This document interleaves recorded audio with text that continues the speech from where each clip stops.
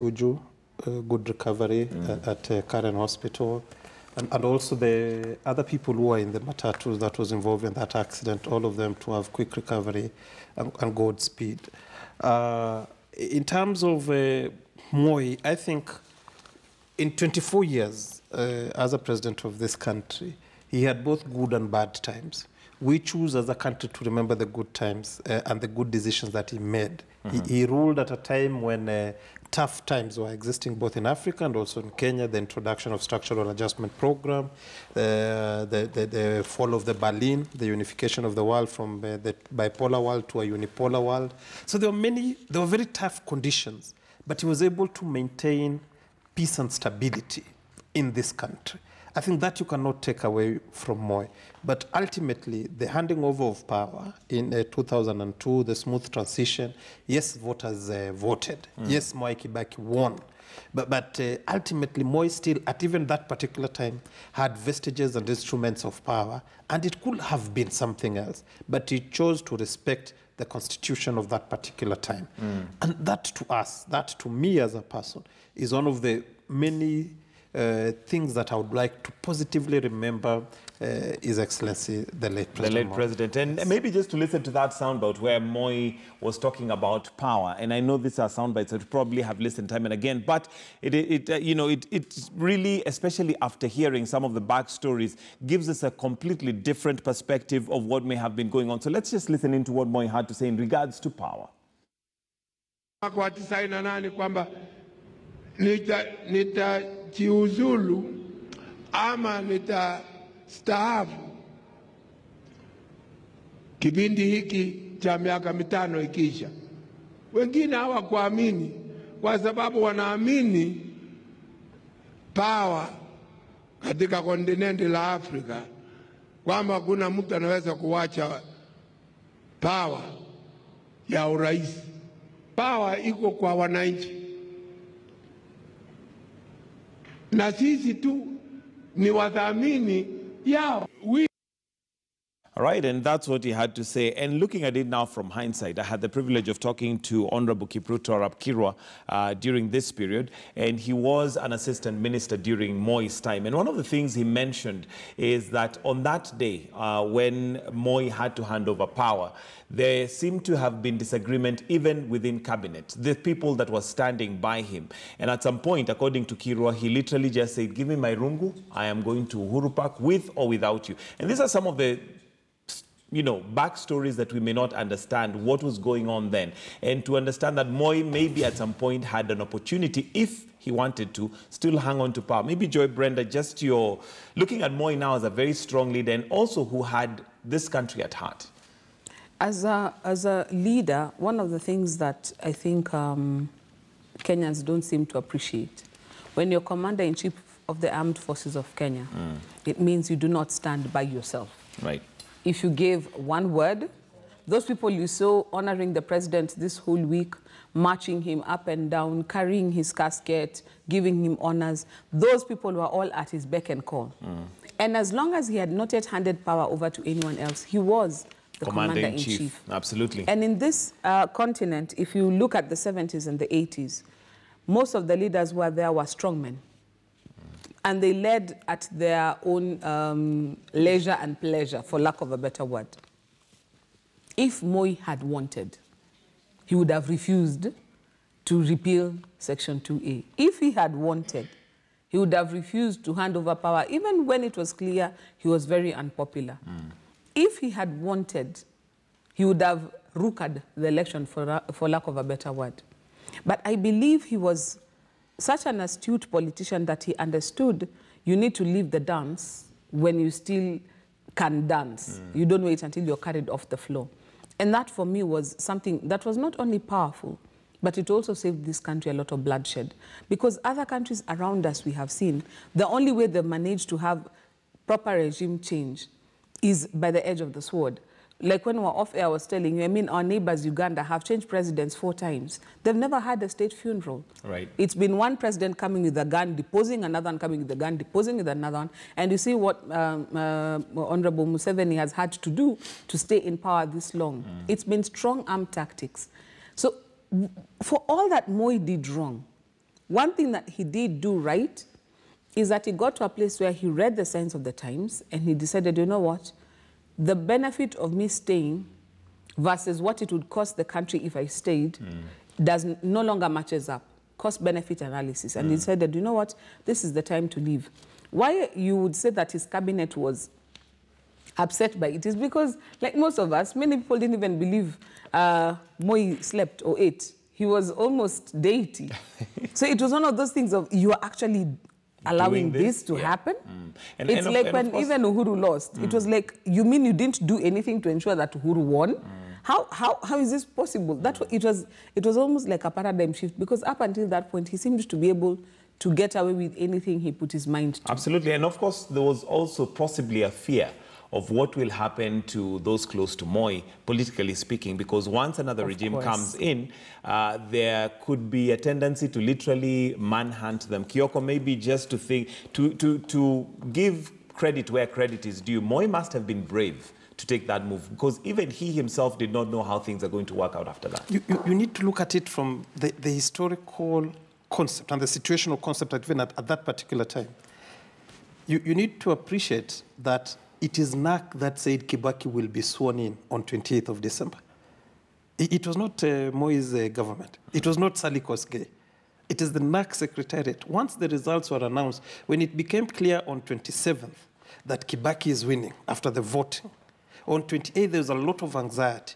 On 29th they announced Kibaki must be sworn in. I think he was sworn in on 30th, not that before 31st, because they knew if you push it, they felt, the NAC people felt, if you push it a little bit longer, anything could happen. And the moment Moi's term ends, without a proper swearing in being done, I mean proper in whichever form and shape, then the military would have stepped over, because the power was a vacuum. So that push, even at the State House, people sitting, the conversation was, this is a military thing, we need to hand over the sword. And those contradictions were there. For Moi to personally stand and say, I am taking this thing there, that to me defined and even, you can say, rubbed away many of the ills and mistakes that he did in his time. In terms of fear, of course there was trepidation.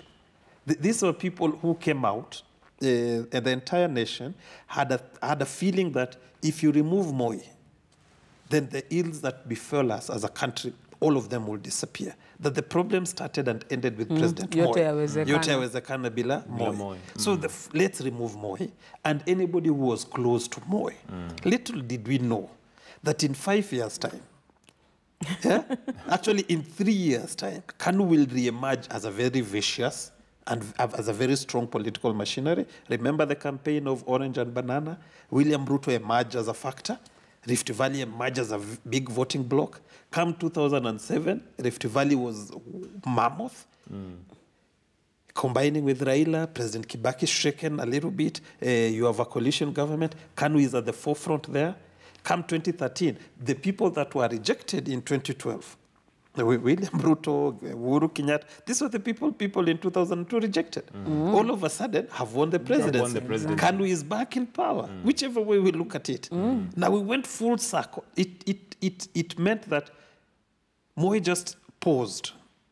That is my feeling ever since then. Moi just paused. He accepted at this particular time, I need to take 2 steps backwards in order to take 3 steps forward. And for sure, he's taken 4 steps forward. What happened yesterday, you can see the giving of the baton to Gideon is a symbolic thing that might not happen, might not be relevant today, but I can tell you in 5, 6, 7 years, in 2, 3 elections, Gideon Moi, that's a clip we're likely to we'll revisit it. You know, so these things are there. But there's an institution that in one way or another we keep glossing over. It's a military. What was the relation between the presidency and the military in this country? How is it that our military was able to stay away from politics all that time, even in death, to accord Moi this kind of respect, to see former generals coming in, former brigadier generals coming in to explain to Kenya, that the depoliticization of our military is what grants us the stability that we enjoy. And probably what made Kenya different from other countries that were experiencing coups left, right, and center. Yes. And that's something that we forget. But also looking at the strength of a leader, Joy, especially, let's contextualize it. And we know that even at the point where we grew up, our fathers would never apologize. They would never come and say anything that they're sorry for, even if they knew that they, did things wrong. But Moi at one time comes out and apologizes to the country, to the nation, and he says that if I have wronged you, forgive me. And if I have said anything that may have, and we may, again, gloss over it as just being, a statement, but looking at it from the African context, from the fact that this was an African president, that was not something that we had seen before, but also describes the strength that he had within. No, it's not even just an African context. I look at it even as a good Christian, because he portrayed himself as a very religious person. So for him to sort of walk the talk and ask for forgiveness and offer his forgiveness without conditions, just say, you know what, whatever it was, it ends here, and whatever I've done to you, please let it end here. I think if I look at it now with a spiritual lens, because I'm also a person of faith, it is one of those things that sort of actually has helped this country move forward from some of the things that would have ailed us, so to speak. Because there's nothing as powerful as a grudge, because it keeps you, the person holding the grudge, locked up in that. Locked up while the other person is roaming around. I mean, they're living rent-free in your space. Body, yeah. And I keep telling some, the young ones who, because I've seen a few youngsters on social media saying, it is a whitewash, it's a what, and I'm like, no. If you think about it, when you offer somebody forgiveness, you give yourself permission to move on and to move forward. Somebody else might choose to not forgive, and they remain stuck at the point of offense. And if you remain stuck at the point of offense, you will do what we did as a country. We wrote a katiba trying to rub out Moi. We wrote, we tried to foot a Moi from everything, removed his, the public holiday. And we really tried to purge ourselves of Moi. But what have we ended up with at the end of the day? Even our politics, if you look at it, the blueprint, if you look at BBI, look at IPPG, put them together, I mean, it's one of the same thing. Right there. We're talking about inclusivity, we're talking about all these things. If you just look at it, the fingerprints are still there. For me, I wish as Kenyans would get to a place where we took it literally. We're like, you know what? Like we were saying off air, let us tell that history faithfully. Not besmirching or glossing over facts, but let's lay bare the facts for those who are coming up behind us to know what happened. But at the same time, let's give credit where credit is due. Because, like you have said, if he had not gotten to that place where he's like, you know what, enough is enough, who knows what would have happened to this nation? Even in terms of setting that example, like you saw even yesterday, Honorable Raila took cue and said, you know what, I have made peace with Mzee. You would have expected that those are the guys who would never see eye to eye. But look at it, he set the pace, he set the tone. And now we expect nothing less of our leaders. And absolutely. You need to apologize if you're wrong. Yeah, absolutely. And looking at Moi may have been laid to rest, but of course we do have, he may live on based on some of the mentors and mentees that he had. And we had the Deputy President admit and say that most of us here are students of Moi, politically speaking. I wanted to listen into what the Deputy President had to say, and also look at now KANU as a party. We're yet to get a party that was as strong with the reach that KANU had and seemed to have an ideology which we don't seem to have anymore. But let's listen into what the Deputy President had to say. We had our parents whom we didn't share with you, but we had the privilege. Despite having our fathers, you shared your father with us, and we became his children because you allowed it. President Moi maybe would have done more for his family, for his children and his grandchildren. But because he had to share time with the rest of us, who became his children by virtue of him being the great-hearted man that he was. Again, let me repeat and say, we are truly grateful and we are indebted to your family for allowing Moi to be our father as well. All right, so of course there he was talking to the family, but we do know that he was also their father, politically speaking. Kyoko, the question of Moi mentoring, and we can see, I mean, Uhuru Kenyatta is a product of Moi. The deputy president is a product of Moi. You have the likes of Kalonzo Musyoka, who also was schooled by Moi. But that living on, despite him being laid to rest. I mean, in the royal parlor, they say the king is dead, long live the king. In the Kenyan situation, it aptly applies. Moi is dead, long live Moi. Because having been there for 24 years, people who are initiated into politics, they matured to be what they are.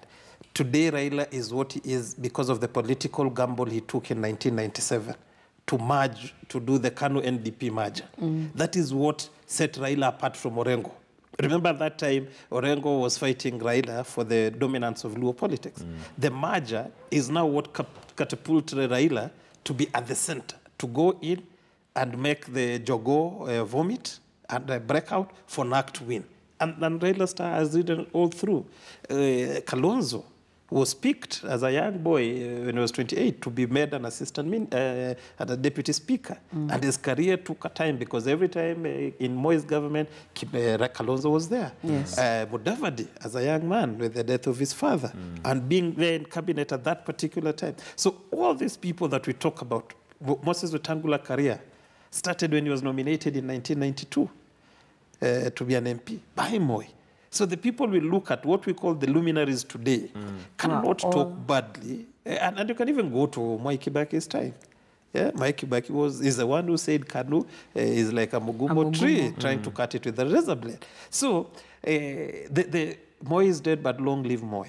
Now the question is, how do they leave this legacy of Moi? Can they pick the very best of Moi? Leave the very worst of Moi, and using this very best and the wisdom that was there that at that particular time might not have made sense because of euphoria and emotion, and build on it to have a better Kenya, to have a better Kenya than what they found. I think Moi's greatest desire, it might not have been articulated well.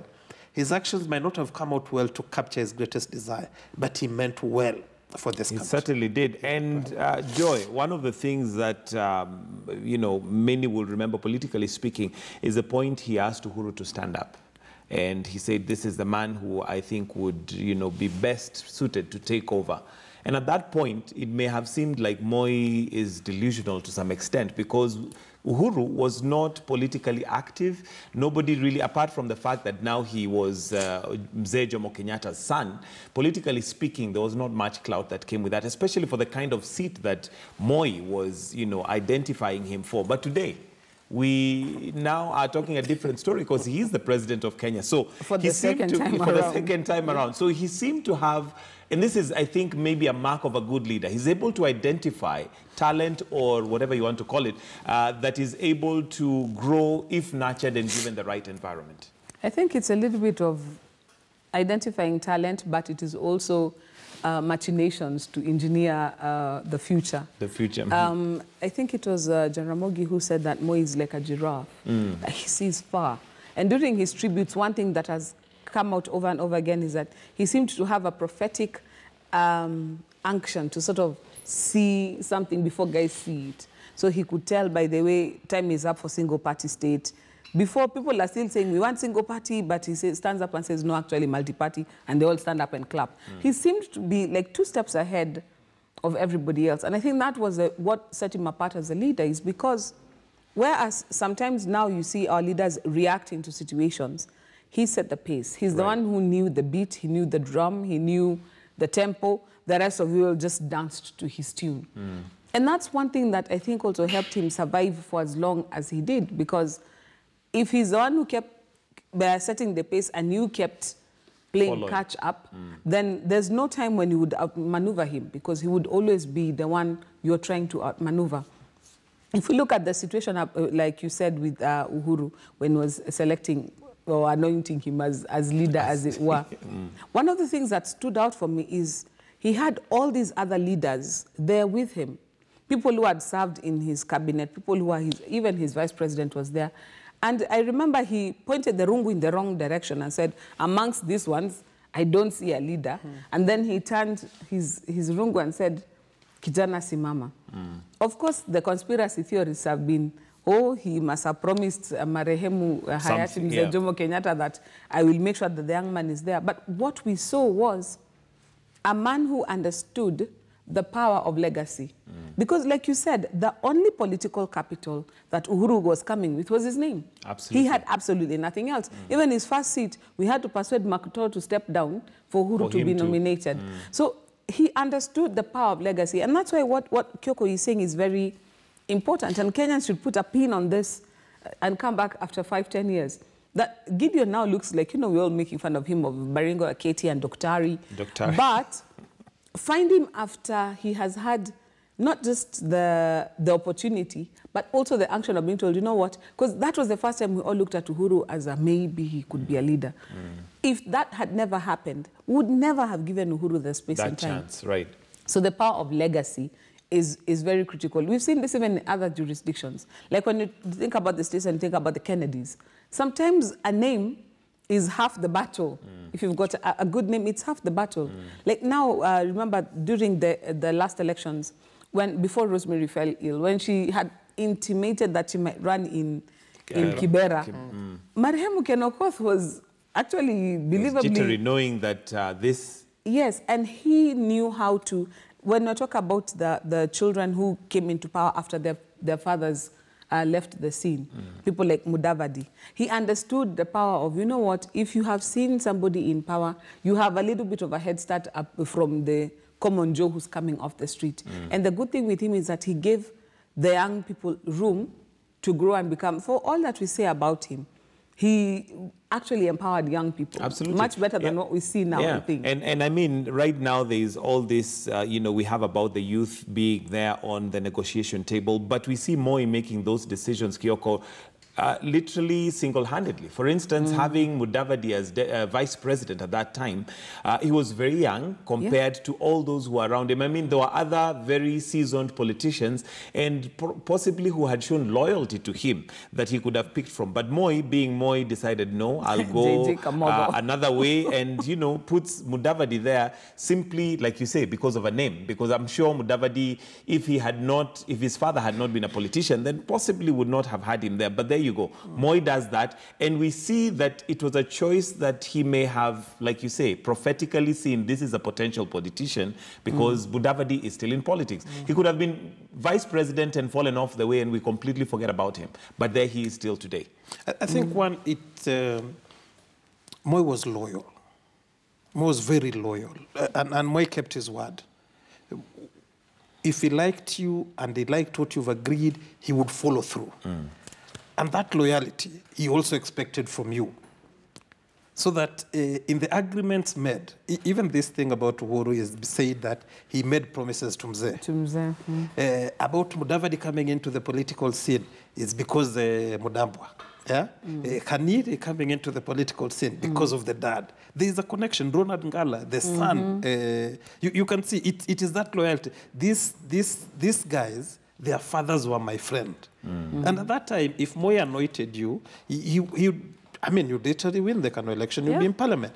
And then not only do you become a member of parliament, he would reward you with a ministerial flag in a way of honoring the people who stood with him in the time of need.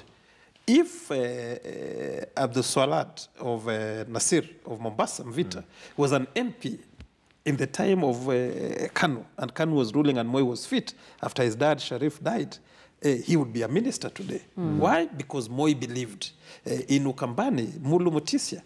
The political son of Mulu Mutisia was Kalonzo Musyoka. And the guy enjoyed. You can see that Moi would reward loyalty, and it would be taken far. One of the things that in the Moi's government that I liked is that Moi believed a position in government was not yours only. It was the community around you. In a way that if your village has a PS, then you cannot get a judge from that village. Let us take this judge to another constituency. You balance ethnic, you balance regional interest. That way, government is seen throughout the country. Moi had that wisdom. Sometimes in this current government, you get shocked when you see a husband is a PS, a wife is a member of the judiciary, a judge, one family occupying 3 or 4 positions. You ask yourself, this is not you. The symbols of government are not about you, the person. It is about people seeing or government being seen through the appointments. Through the appointments. But that's a conversation of another. There's something else I wanted to say that that happened in 2002, which is critical and helps define Moi's legacy. And that is what Kibaki did. When Moi retired, Kibaki told this nation to think forward and to move forward. The 18 or is it 19 years that Moi has been out of power, nobody has revisited him. Nobody has gone back to Moi to want to prosecute him for the ills that were there. Basically, an institution of retired presidents who were not haunted was created. So that Moi went home, he was peacefully assured nobody will ever revisit or touch you, the person of Moi. What it does is that it means retirement is golden. After you've served the country for 10 years, you've served this country for whatever period, retirement is a good thing, and we will not revisit. Our former presidents in this country are enjoying such good perks. The Retirement Benefit Act for president is a very globally acclaimed thing to encourage, once you've served, you retire. And I think that helped us in relaxing, seeing that our mistakes are not because of Moi's inactions or actions that were committed then, but are because of the current leadership failures. That in itself is a very good thing. Absolutely. And Moi went into retirement and kept quiet and let everybody be.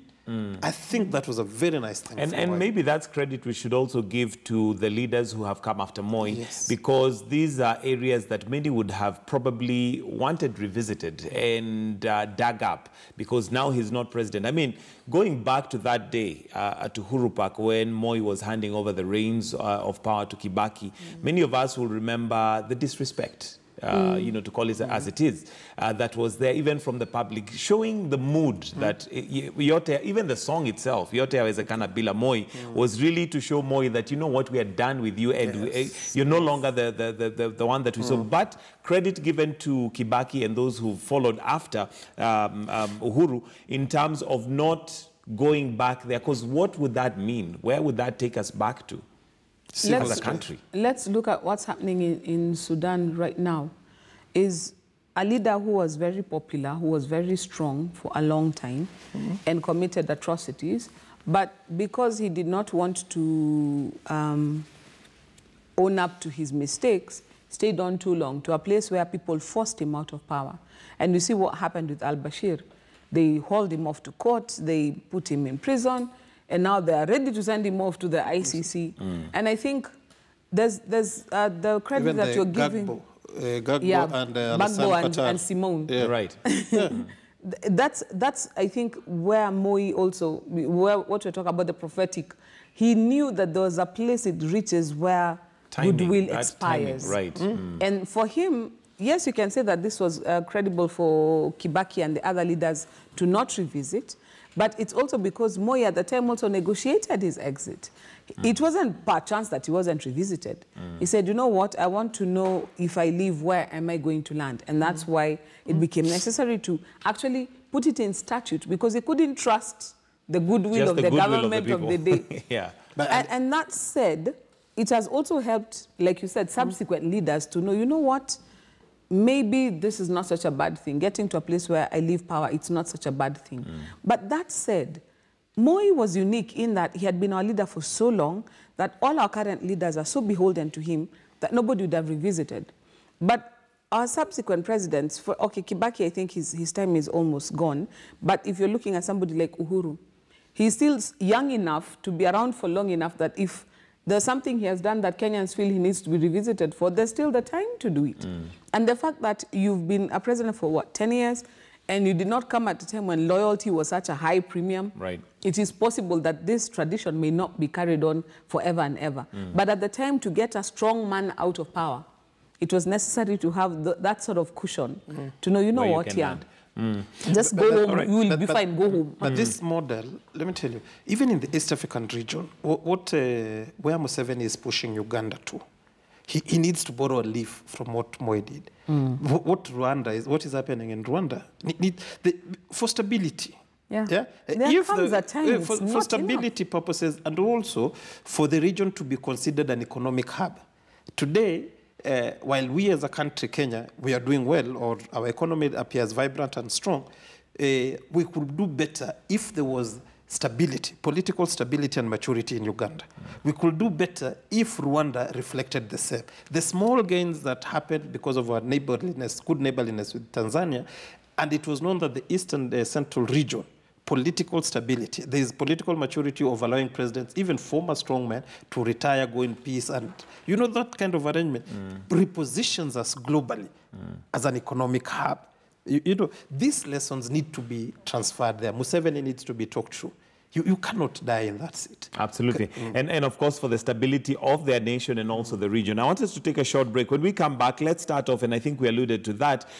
Joy, you mentioned it, that political capital sometimes comes with a name. I think Shakespeare it is that asked what's in a name. And Raila revisited that and he said, what's this talk about dynasty and, you know, all that? So we'll start from there. But we take a break. When we come back, we're still looking at the life and times of Moi after he was laid to rest yesterday.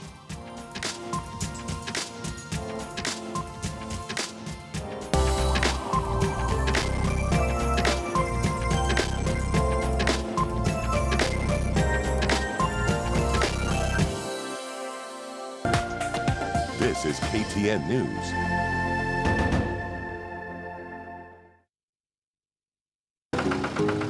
As we make strides to improve our agribusiness sector, the Standard Group, through Farm Kenya in partnership with Jomo Kenyatta University of Agriculture and Technology, seek to bring together stakeholders both in the private and public sectors through the annual Farm Kenya Mkulima Expo. From Friday 21st to Saturday 22nd of February 2020, we will host the first of its kind expo themed Enhancing Food Nutrition